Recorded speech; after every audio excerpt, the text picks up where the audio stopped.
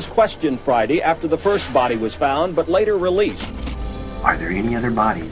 I haven't killed anyone. My conscience is not bothering me, but I have nothing to hide. I'm an old lady. This is another crazy story, guys. How did the old woman killed and buried the bodies of her victims in her yard? Who is Dorothea Puente? This 59-year-old woman who have thought that this old-looking nice lady is a serial killer. So Dorothea Puente was born in San Bernardino County in California on January 9, 1929. She lost both of her parents quite early on and spent her time in an orphanage. She lived a very difficult life early childhood. She was deprived in so many ways. She had to scavenge food by the mid-1960s, and she had been married 3 times and get her last name from her third husband, Puente. She had already served time in prison for forging checks and later on involved in sex work, selling her body. So after she got paroled, she went back to Sacramento and went back to her old business as a caretaker.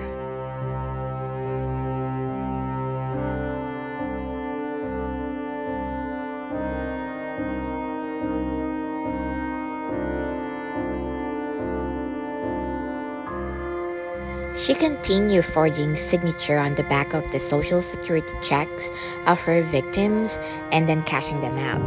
But this time, she killed her victims and buried their bodies in her backyard. One of the victims was Ruth Monroe, a mentally disabled woman who had been living in Puente's boarding house.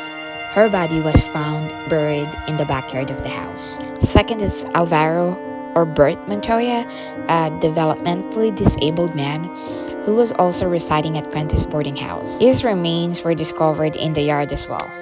Third is Leona Carpenter, another tenant who had been living in Puente's boarding house. Her body was found buried on the property as well. The fourth body was Dorothy Miller, and her body were discovered in the yard. The next one is Ben Fink, who was a homeless man, had been living at Puente's boarding house when he was mysteriously disappeared. And guess what?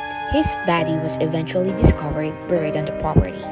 And the last body that was found was James Gallup, another tenant of the boarding house, also met a tragic end at the hands of Dorothea Puente.